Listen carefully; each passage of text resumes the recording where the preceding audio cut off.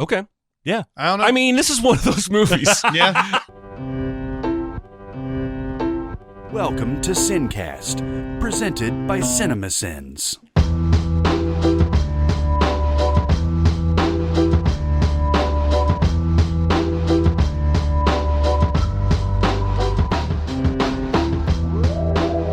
All right, everybody. Welcome to the Sincast. This is Chris Atkinson from Cinemasins, joined as always by the voice of Cinemasins, Jeremy Scott. Hello. And from Music Video Sins, Barrett Scher. Hi, everyone. And because of popular demand, we're going to do an Annihilation mini-pod. Yeah, Nilipod. Annihilipod. Yeah. I mean, the movie isn't hammering it box office wise. What is it doing? It made $11 million over the weekend. I actually felt pretty good about my prediction that it was going to bomb because yesterday I saw an article that said Annihilation's failure at the box office. Who's to blame? Audiences or the studio? So yeah, I don't think it's going to make much money. No, it's not. I mean, $11 million here in America. It'll make a little bit more worldwide, but it makes something like that. It's gonna drop off pretty hard probably next week. Because even though there are people who are going to go around saying, I love this, it's still not the type of movie that gets everybody out to come see it. You know? So it's... Well, it was also, even to people like us who are into the director and into the cast and everything, it was marketed so weirdly that you had no clue what was going on from the trailer. And that's the best way to present it. They could have done what I think they could have done. You're right. I was glad when the trailer didn't tell me much because I was all in just with the director and the cast and the concept. But they could have given us a lot more of the trippy in the trailer, to at least let people who like that know that was there, because there's no evidence it's that kind of movie from the trailer, and to let people know who aren't into that, hey, maybe this isn't your bag. Yeah. Because the only people I've seen who haven't liked it are the people who went in just basically completely blind, and just instead of regular sci-fi, they got this. Yeah. And it's just too much for some people. I mean, one of the reasons I got worried about the trailer was because it cuts to like the animal with the plants on its antlers, which out of context looks like kind of just weird creature CGI, and I'm not into that. But in context, it's gorgeous, and it works beautifully. Yeah. But yeah, that's what it's just a weirdly marketed movie. I don't really know how. It's like Mother. Like, how do you actually market this movie? Yeah, that's why you have it came out on February 23rd. It's that release date, man. I'm telling you, you see something like that coming out on that date, you realize it's just not anything they could push in the spring. It wasn't a summer movie. I mean, you could see this movie coming out in like mid-April sometimes. It's the same type of deal. It wasn't bad enough to be a January movie. So like it's in that weird, we hope it does something type of see what happens here. Yeah. So, but unfortunately it had to run up against the second week of Black Panther and Game Night was taking some, I mean, even Game Night didn't really do great, but Game Night's going to have a big second weekend. I mean, it might have a drop that's not very big. Yeah, that's all I mean. Yeah, but it won't. I don't think it's going to have a huge people are seeing this and just telling everybody to go see it. And it's one of those movies though that it's pretty well rated on Rotten Tomatoes by the critics. It's like an 8 point something, but the audience score is even higher. Like the audience word of mouth, I think, is pretty high. Maybe I'm just speaking for myself. I'm an apostle for this movie. Well, the other thing about Annihilation is, what is the deal with the Netflix release? Like, the rest of the world is getting a Netflix release? 3 countries got the theatrical release. I think it's China, Canada, and the U.S. And then everybody else is getting Netflix somewhere in the first week of March, I think. Okay, so pretty soon afterwards. It's a very curious, it would be an interesting case study, I think, in hindsight, to see how it does, because a lot of people I've seen on Twitter are disappointed, people around the world, that they can't see it until March something. And here I am on Twitter going, this movie's awesome! So we'll see how it does. I also would, I would like to watch it on Netflix, but I don't think I'm going to be able to for a while because I think that's part of the distribution structure. Anyway, Annihilation. Yeah, Annihilation. Without spoilers, did you like it? Guys, I'm going to be the one that's different in this room. Wow. Did not like it. I didn't like it. Wow. Really? Interesting. Now, I can, as Jeremy and Jeff were saying last week, I think you said, like, I dig it, but you could come up with a counterpoint about not digging it, and I really couldn't argue with you. Well, yeah, I think it's going to turn some people off. I totally get that. Yeah. Now, when I say I didn't like it, I'm not putting it in F or D territory here. Right. It's not bad. It's just that I did not like it. And I have, even after I watched it and came up with my own opinion of what this movie is about, and then went on the internet and started reading all the other interpretations and all the other exactly, and all of that, and at least one matched the one that I thought. Even after reading that and going, yeah, that's totally fits with what I saw in this movie. It didn't make for me to say this is a good movie or this is something that I liked anyway. I don't know. Did Alex Garland come out and say that Americans wouldn't understand this movie or something? Did I he have say not seen something that. like that? I haven't seen that either, but I heard it from somebody, Interesting. and I was like, okay, well, it's an interesting thing to say. I mean, just, that's really the only country that you have right now to be watching the movie. Yeah.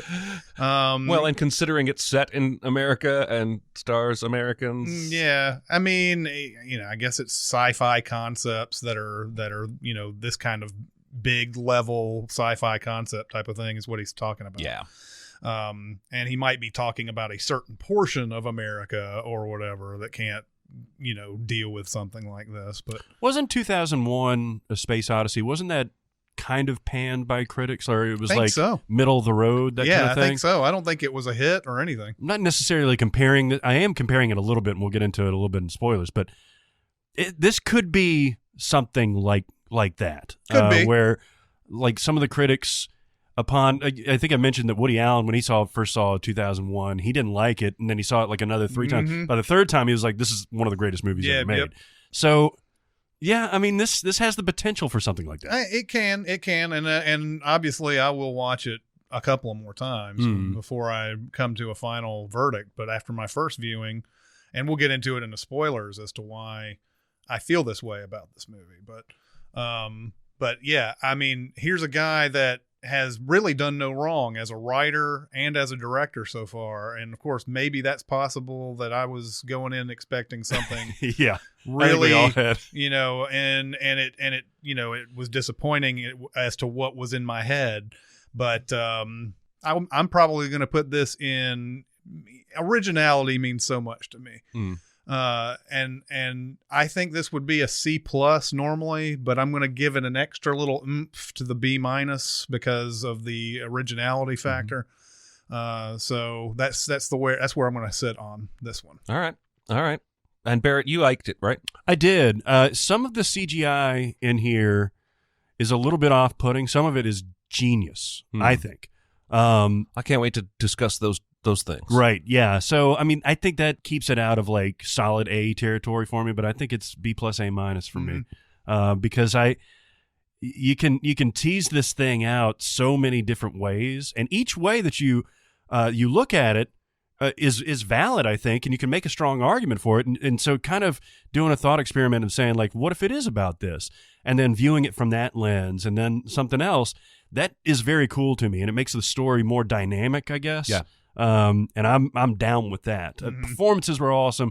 Music in this movie fucking kicks my ass. Yeah. Yep. I could see some people being turned off, especially towards the end, because it goes to a different place. Man, that's when it started hooking me even fucking loved more. No, I love that music, and I loved it in the trailer too. Yeah. That weird little whatever it is. It's like a keyboard getting thrown into a time warp.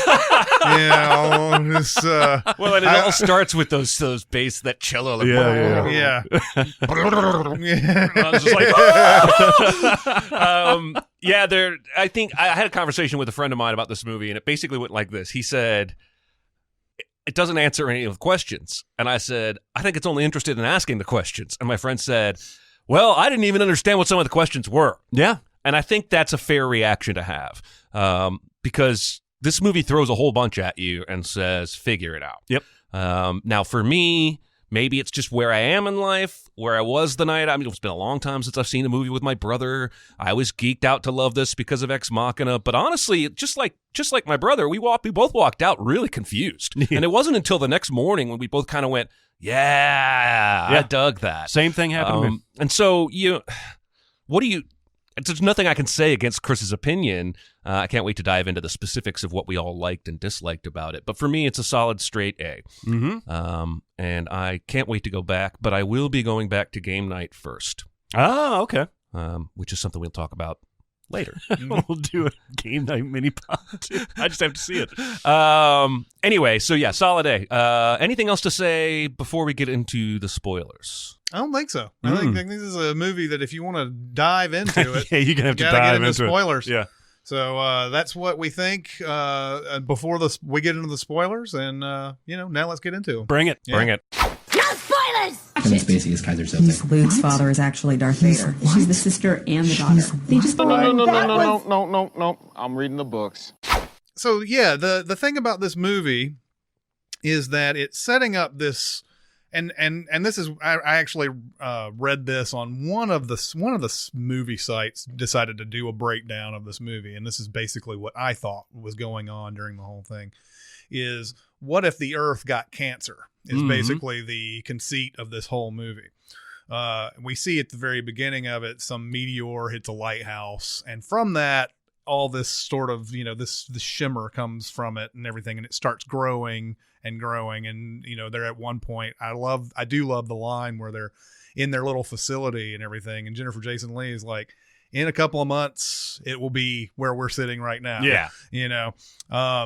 And so like everything that they encounter in this whole thing is, they see the tree with all the weird flowers and stuff growing on it and everything. This is sort of an allusion to cancer, all these other different things that they keep seeing, like just different. It's a metamorphosis of some sort. Well, plus the DNA replication or the cellular mutation that she sees is essentially cancer, and she even mentions like some sort of tumor at the beginning too. Yeah. So yeah, all those shots are kind of like setting you up for this cancer metaphor. Right. What is she teaching when she's in her classroom? She's teaching about cancer and cell division and stuff like that. And it's and so like everything they encounter behind her, and plus all the women who they send in here have some sort of affliction or like loss or something, or actual cancer, or actual cancer in the case of Jennifer Jason Leigh. So that seems very basic and simple to me. If you look at subtext in the movie and everything, for me, does that make it a good movie that it has this nice subtext to it? And I felt like, and this is going to be a bad comparison because it's a bad movie that I'm going to compare this to, but it reminds me of The Village, where you are watching this movie wrapped to see how it's going to end. And all the way through it, leading up to that point, there's hardly anything I can grab onto that makes me want to continue watching other than the ending. Like there's nothing in here. There's no real meat, I feel like, to make you keep watching over and over again. And I feel like, as deep as that movie can be in talking about cancer or self-destruction, which is another one that I've seen thrown around, there's nothing really. If I didn't know that there was some sort of ending to this that sort of, I don't know, it doesn't really reveal much, but it just doesn't seem like there's much to grab onto until you get to that ending. So that's where I'm coming from on this. That's all right. There doesn't seem to be anything like just entertaining enough in these middle sections. And yes, things happen, but it's like, there's the weird crocodile attack. Yep. And then there's I think the best part of the movie is the bear, the nightmare bear, the nightmare bear, yeah, that has the scream thing coming out of his. That's the best part of this movie for me. It's a really smart way to use, what you've set up in terms of, the mutation, evolution, to scare the shit out of people. Because that is truly one of the most terrifying things I've ever seen. And it's a concept I've never seen used before on film, where like you're hearing the last words of the victim come out of the killer animal's mouth as it comes to kill you. Just freaky on a bunch of different levels. This is actually, I'm almost embarrassed to say this. This is actually the first I've heard of the cancer stuff, and I totally think that's dead on. Mm-hmm. I was one of those people approaching it from more of a self-destructive kind of approach, where the movie, for me, and again, one of the reasons I love this movie is I feel like different people can take away different things from it. I'm a fairly self-destructive person, and so a lot of that imagery and talk and dialogue really hit home for me, and it's pretty on the nose there in that scene with Jennifer Jason Leigh talking about, everybody has some sort of self-destruction, whether it's smoking or drugs or an affair. Of course, Natalie Portman has had an affair. And I agree with one thing, is that by the time we get to the end, one or two answers I think would have helped a lot. One or two. Yeah. I can still, there is a point in the middle of that shimmering, colorful, rippling thing hovering in the center of the cave during all that amazing music where I just went, fuck it, I don't care. This is awesome. And that's literally, I did want answers up until that point. And in hindsight, I would love to know one or two things. Was it an alien? Is Oscar Isaac an alien? Is Natalie Portman now an alien? I don't know. There's some of that I think that is at least somewhat answered. Well, I don't think Oscar Isaac is himself. No, I think that's fairly Blew clear. himself up. Yeah, that's answered. So that's, but I don't know what he is. Right. I don't know if he's supposed to be an alien or some kind of mutation or DNA combination of Oscar Isaac and something else. Okay, so here's one question that I think is valid. Okay, so I think just as Jennifer Jason Leigh's clone or whoever that was in the cave says, it doesn't want anything. It just is, right? Right. Just like cancer. Cancer is not here to kill you. It's just existing. It basically, leaches onto the DNA or not to the DNA, but to the cells, makes its own thing and does its own thing. It just happens to be in conflict with regular carbon-based, life forms. What this is, I think, is that it is at least from the sky, because we see that right. meteor come in. And I think it started off, because it's refracting, I don't think it did want anything. I think it was just literally existing. Yeah. What I think is the counter to that, though, is why was Oscar Isaac the only one to get out?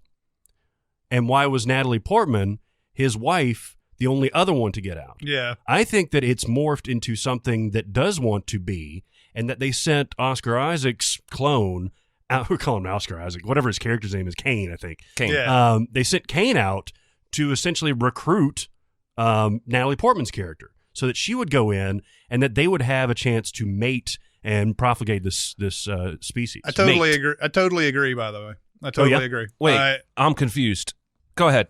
Maybe I'll catch up. No, I totally agree. I think yes, they let Oscar Isaac out, and either they know that he's married to somebody or that he will propagate the species with somebody out on the outside. But he's before he blows himself up with the phosphorus grenade or whatever it is, he's like, go and find Lena and tell her about this and everything. Well, okay. So after he goes and tells her all of this stuff and everything, well, actually he doesn't ever tell her. That's one thing he doesn't tell her what's going on. No, and I think that's maybe by design, because it knows possibly that she will follow or she will seek her own answers. Yeah, I mean that totally fits. Yeah. The interesting thing for me at the ending of this is there's two parts to this. Is the alien Natalie Portman the one that's leaving? Did she actually kill the real Natalie Portman? Mm-hmm. And then it's the alien one that's getting out, because they just show them tug of war, and it's just like one of those, movie scenes where somebody's the copy of the other person and which one to shoot, this is my brother and I came out with completely differing opinions here. He thinks that's the real Natalie Portman. I thought it was an alien. Yeah. Well, here's the second part to this. It doesn't even matter, I don't think, because she's looking at her cells all the way through. They've been changed. Yeah. They've already been changed. Altered. Yeah. They've already been changed. So it doesn't even matter. As long as one of them gets out, it's fine. Yeah. Well, wait, I got to ask you this then. Why does either of them need to get out if Oscar Isaac's already back out here in the real world? Well, he was close to death, though. Well, and he only came Until back to the life Shimmer. after she did something. What Well, was yeah. she doing? What did she have to go in there She to destroyed do? the Shimmer. So maybe, I don't know, maybe that's like the cosmic... They can't procreate until they... Maybe that's the evolution of whatever this alien thing was. Right, Originally, it's just a kind of a cancer, and then its next stage of evolution is, I want to procreate. Yeah, exactly. So it's now out in the population rather than being like a central location. Mm-hmm. Okay. Yeah. I don't know. I mean, this is one of those movies. Yeah. And you know, I could probably watch it on a given day in a given mood and get really frustrated with it. Uh-huh. I happened to watch it on a night where I decided I was down for some confusing ass visuals. You know, I've seen a lot of. I thought Natalie Portman was fine in this movie, but I don't think any of the actors are really doing any of the lifting here. I think it's the concepts, the visuals. You know, I didn't see anybody acting their ass off. I did with Tessa Thompson because she was by far the most vulnerable. I thought she was the most nuanced. She has an interesting and tragic backstory, and that final shot of her that wasn't even full on when her veins start bulging out and she's putting the flowers in there and she's walking off and you can see it just kind of like consume her, but not the entirety of it. Yeah. I thought that was brilliant. Well, and then Lena runs to go find her, and all she sees is those little plant-like things, and like she could be one of them. But you know, Flower people. Flower people. Yep. Yeah. What I did like about the movie is how many different genres it touches. Mm-hmm. Like the first about third of this movie feels like it's going to be mostly a psychological sci-fi film, right? All the way up until when they go into the Shimmer and wake up and suddenly 3 days have passed. Yeah. Which is something I wish they would have gone back to Me that too. a little Me too. more, because it was just kind of dangled there and then that never happens again. Right. Yeah. They are totally aware of all their time, as far as we know, the entire rest of the film, which is frustrating. Well, even though he does say at the beginning that it's been 4 months, 3 months or something like that, she thought it was only a couple of weeks. Mm-hmm. Yeah, but still. Yeah. Anyway, so and then after that is not very long till we get to the abandoned house submerged in water, and she comes out and it's like, hey, there's nobody in here, yoink! And it's like this jump scare thing. And I remember being startled, and my brother just giggled because I'm guessing that happens in the book, and he was waiting for it. And because up until that point, I did not know I was in a jump scary kind of maybe horror-ish film, and then it gets psychedelic at the end and trippy as balls, and like the end of 2001. Yeah. And I admire that because I feel like the film works as a whole, even though it's trying to do multiple genres at different times. By the way, getting back to the Lena is allowed to leave thing and everything, you do notice also that Oscar Isaac is like, "Are you Lena?" And she doesn't answer. Right. So it's another one of those type of things. I mean, She does flash her eyes like he does, but again, like my brother said, that her DNA was changed already. So, and like you said, I ultimately don't think it really matters there at the end. That the future for humanity is probably bleak. Yeah, well, annihilated. Yeah, exactly. Well, and that's the thing. I in one of the reviews I read after I'd seen it, and again, this was probably something I knew at some point, but one of the definitions, or maybe even the root definition of annihilation, is we think of it as destruction, but it's actually creation. It's actually like when two opposing things like combine and become energy. It's basically one of the definitions of annihilation. When you look at the movie in that light, I thought, oh, that's kind of deep. Landing is launching. Landing is launching. But yeah, so there are a lot of these nuggets to take from the movie and everything, and I do appreciate that type of thing. I just don't know for me whether or not that made a complete full experience for me. So that's where I landed on this one. And I appreciated that both the film inside of itself, the story, and the marketing of the film from the studio basically had a film with 5 female leads and never made a big deal out of it. And I saw an interview with Garland where he was like, oh, we never intended to make a big deal out of that. You know, when you start calling attention to it is when you kind of cheapen it. And what's funny is I'm reading that and I was like, oh yeah, it was a team of 5 women. Right. Like I'm sure at some point watching the movie, I was like, oh, there's no dudes in this group.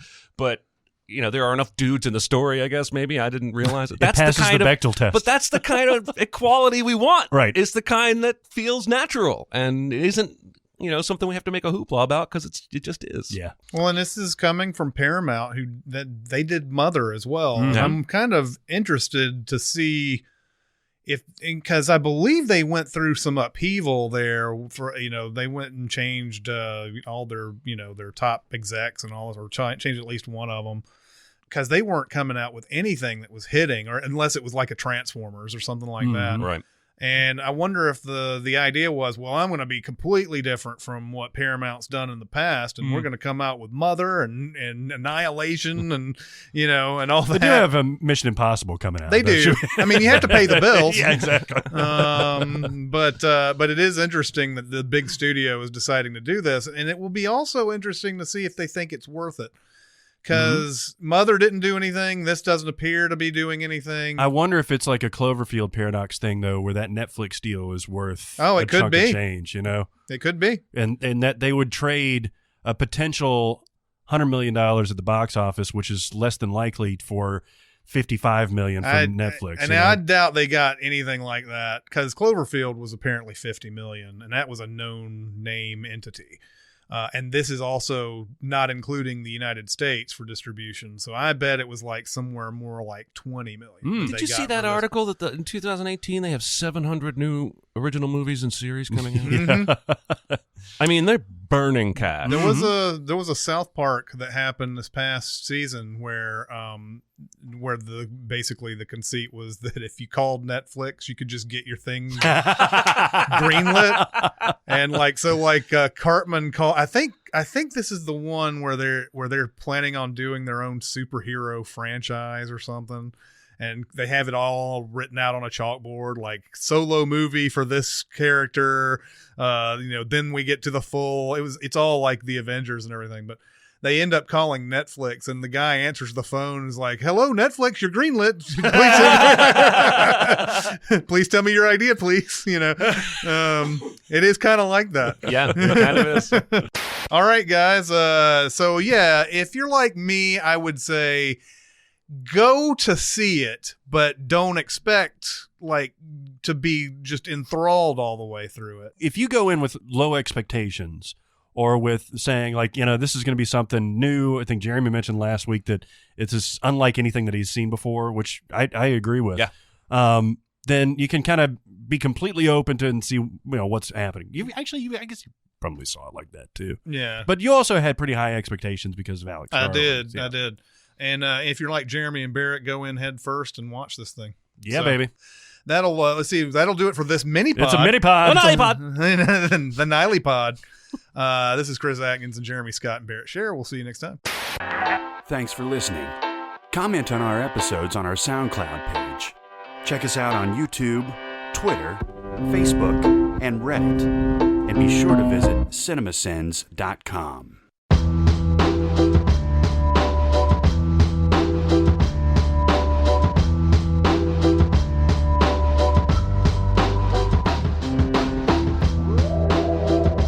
And then last night I had a sexy dream with a celebrity. A celebrity? But I would never have predicted Male it. or female? Female. I'm glad that we're starting with a wide net. Living or dead? Living. Youngish? No. Oldish? Angela Lansbury. God, I say no to young and you go straight to geriatric. Julianne Moore. No, but you're probably in the right age group. Catherine Zeta-Jones. No, I have no idea how old she is. Should I just tell you? Go ahead. It's more Tierney. Oh, Maura Maura Tierney. Tierney. Yeah, all right. No, I like me some Maura Tierney, But it man. was like super. She's cute, but I've never had like a thing for her. I have. And it was just, Oh, it was man. like in college one time I had a vivid sex dream and it was with J-Lo. Mm. And she wanted to make me like her sex toy. Basically, she would bring me everywhere with her, leave me in the hotel, go do whatever celebrity stuff she was doing, and she wanted me to stay there so she could fuck me whenever she wanted. Nice. And that was a super detailed, vivid dream. And that's kind of I had last night. Again, with an unexpected, nobody on my top 10 list, nobody on my laminated, I'm allowed to sleep with you list.